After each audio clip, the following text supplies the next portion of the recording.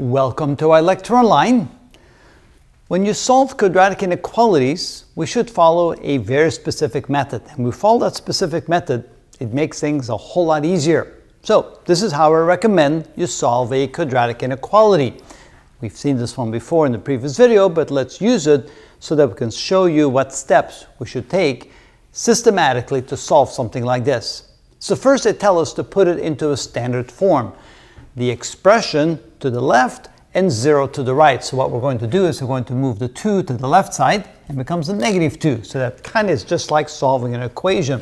So we end up writing x squared plus x minus 2 less than or equal to 0. So now we're going to change the inequality symbol, the less than or greater than, to an equal sign and solve to find the critical points. So now we're going to let this be an equal sign. So we have x squared plus x minus 2 equal to 0, and that is to find the critical points.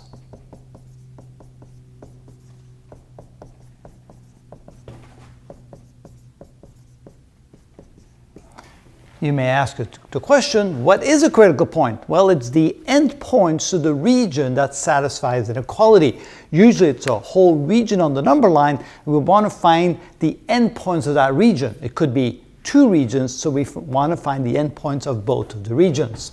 All right, let's solve this equation. We can solve that using factoring. So we have, let's see here, x plus 2 and x minus 1.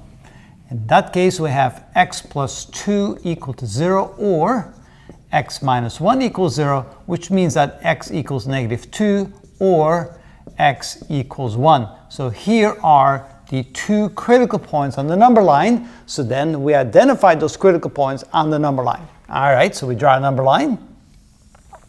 Here's 0. Here's 1, 2, 3, negative 1, negative 2, negative 3. So negative 2 is over here and 1 is over here. All right, so identify the points. Now we need to draw circles around the critical points. So here's negative 2, we draw a circle. Here's 1, we draw a circle. So those are the two critical points. Now, either we draw an open circle or a solid circle, and that depends upon the inequality. If it's less than or equal to, that means the critical points, the endpoints, are included. But if it just says less than 2, then the endpoints are not included, so we leave them as little circles like that to indicate the endpoints are not included. Since it's less than or equal to, that means the endpoints are included. We make them solid. We darken them up like this. So now we realize that those endpoints are included in the solution. Now notice we have regions. We have region number 1, we have region number 2, and we have region number 3. So identify the regions, 1, 2, and 3. 1 is to the left side of the left critical point.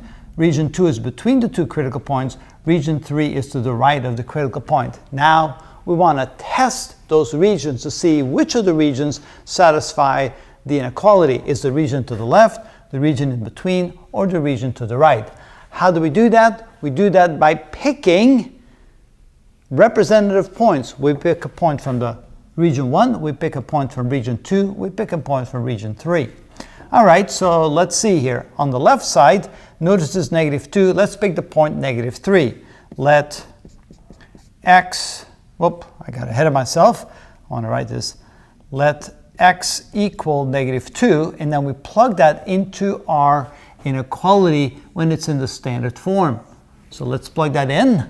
And so in this case, we have 2 squared minus 2 less than or equal, oh, no, I don't want it to be negative 2. I want it to be negative 3. I got confused, so we're going to pick this point right here. So let's try this again. So we have negative 2.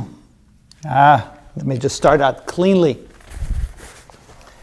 Okay, I picked the wrong point. I picked the critical point. I want to pick that because we know that's part of the solution that will satisfy the inequality. I want to pick a point in region 1 that's not part of the critical point. So x equals negative 3. Let's plug that in here. So we have negative 3 squared plus a negative 3. Let's just write it like that. Minus 2. Is that less than or equal to 0? Question mark. So is that indeed the case?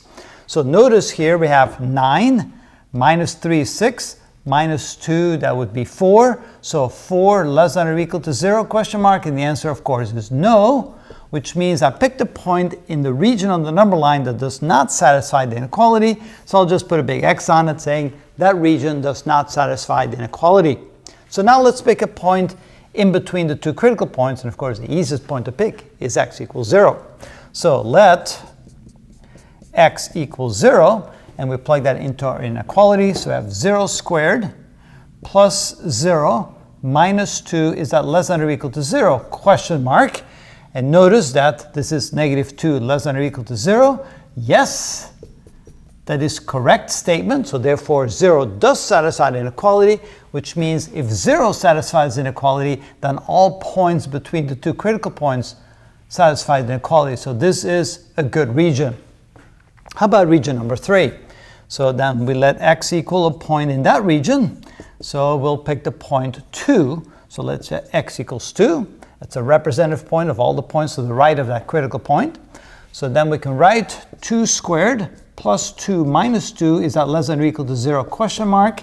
And notice, is 4 less than or equal to 0? And of course the answer is no. That means we picked a point in a region that does not satisfy the inequality, meaning this whole region does not satisfy inequality. So this region does not, that region does not, but the region in between does. So finally, we draw a thick line for each region that satisfies the inequality. Since this is the right region, we draw a thick line here representing that all points on the number line between negative 2 and 1 and the two endpoints included, all of them, satisfy that inequality, and there's my solution graphically. Now, if you want to draw your solution mathematically, what we can do is we can do this. We draw brackets for the endpoints. Why brackets instead of parentheses? Because the endpoints are included. So if the endpoints are included, we draw brackets. Then we say negative 2 is less than or equal to x, which is less than or equal to 1.